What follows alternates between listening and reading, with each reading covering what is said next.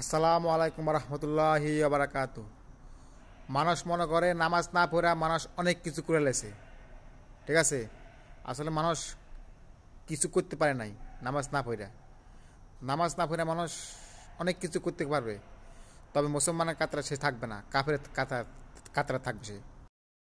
যোগে যোগে যদি নবী রাসূলকে যদি না আসতো, মানুষকে যদি না বুঝাইতো, তাহলে মানুষে একটার মাথায় একটা বাড়ি দিত। মানুষের গোস্ত কয়টা মানুষ নিজে খাইতো।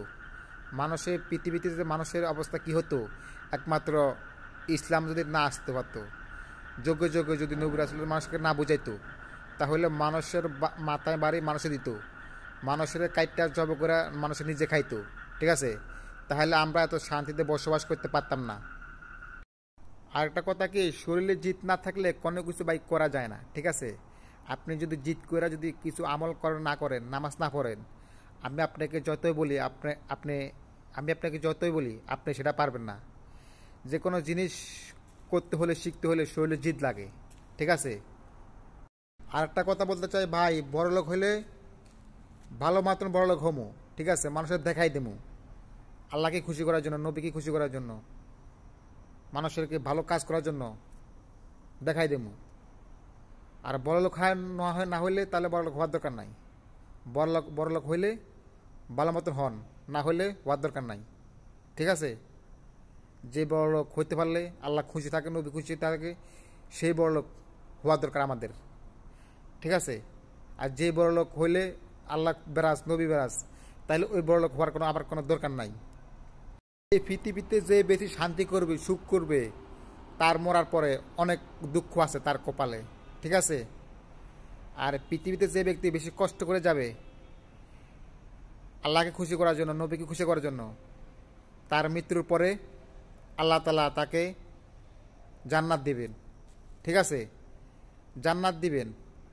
কাকে জান্নাত দিবেন? যে ব্যক্তি অন্যায় অপরাধ করার পর আল্লাহর কাছে ভুলগুলো স্বীকার করে তাকে। কিছু কিছু মানুষ আছে নিজের ভুলগুলো স্বীকার না কইরা অন্য আরেকজন গাড়ির উপরে চাপাই দেয়, এগুলা করা ঠিক না। আপনি আগে নিজে ভালো হন, নিজের ভুলগুলো নিজে স্বীকার করেন, পরে আরেকজনের আপনি জ্ঞান দিয়েন, বুদ্ধি দিয়েন, ঠিক আছে। আমরা যেটা মুখ দিয়ে একবার বাইর করব সেটা কাজ করে দেখাই দিব, ঠিক আছে, ইনশাআল্লাহ। অনেকে আছে মুখে বলে করে দেখাতে পারে না। যেটা মুখ দিয়ে একবার বাইর করব সেটা কাজ করে দেখাই দিব, ঠিক আছে। আর সেই কাজ করা না পর্যন্ত শরীর থেকে জিত যাবে না ভাই। এই পৃথিবী যখন থাকবে না তখন এত কিছু করে লাভ হবে কি, ঠিক আছে। এই পৃথিবীতে একদিন থাকবে না, একদিন আমরাও থাকবো না, ঠিক আছে। এত কিছু করে লাভ হবে কি? যখন মরা লাগবেই তখন এত কিছু করে লাভ কি, ঠিক আছে। আল্লাহ যদি আমাদেরকে সবাইদেরকে যদি বেঁচে রাখতেন সারা জীবন, তাহলে আমরা না হলে অনেক কিছু করতে পারতাম। তবে আমরা যখন মারাই যাব তাহলে আমরা এত কিছু করে লাভ কি, ঠিক আছে না ভাই। যদি মারাই যাই, যদি না মারা যেতাম তাহলে মনে করেন যে ভালো, তাহলে কিছু করা যাইতো, ঠিক আছে। এখন যদি মারাই যাব তো এত কিছু করে লাভ কি? লাভ আছে, ঠিক আছে। সেই কাজ করলে আমি পরকালে শান্তি পাবো, আমি সেই কাজ করব, ঠিক আছে। যেই কাজ করলে আমি দুনিয়াতেও শান্তি পাবো, আখিরাতেও শান্তি পাবো। তার মানে আপনি দুনিয়াতে থাকতে গেলে আপনি ভালো কাজ করতে হবে, আপনি পরকালের জন্য আপনি চিন্তা করতে হবে, নামাজ পড়তে হবে, আল্লাহকে খুশি করতে হবে। তারপর আপনার দুই দিক দিয়ে আপনি ঠিক রাখতে হবে, ঠিক আছে। সবচেয়ে বেশি চালাক যে ব্যক্তি নিজে চালাকি করে,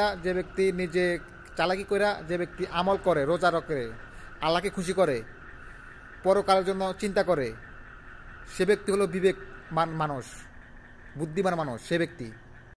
ভাই মরণ তো লাগবে 2 দিন আগে আর পরে, ঠিক আছে। তাহলে আমি মনে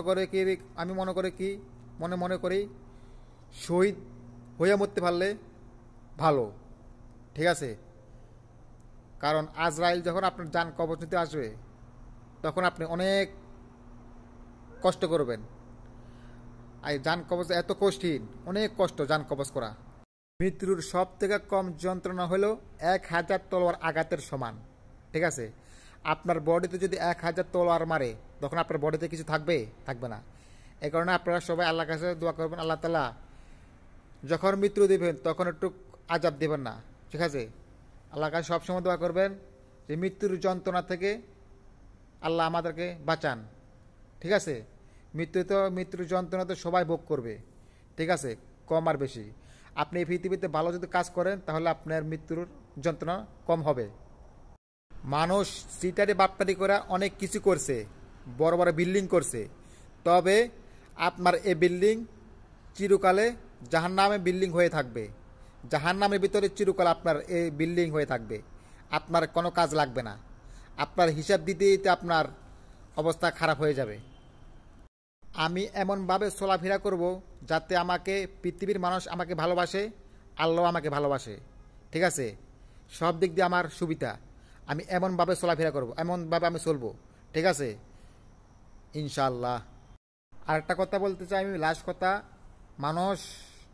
অনেক মানুষ আছে, বেশিরভাগ মানুষ আছে যে মানুষ বলে যে আমাদেরকে শয়তানে ক্ষতি করতেছে, আক্রমণ করতেছে, ঠিক আছে। আর ভাই, আমি শয়তানরে সুযোগ দিব কেন আমাকে ক্ষতি করার জন্য? আমরা তো মানুষ শয়তানকে সুযোগ দিয়ে থাকি, এই কারণে আমাদেরকে শয়তানে ক্ষতি করে, ঠিক আছে। শয়তান আল্লাহর কোরআনের সামনে হার মানতে রাজি আছে, ঠিক আছে।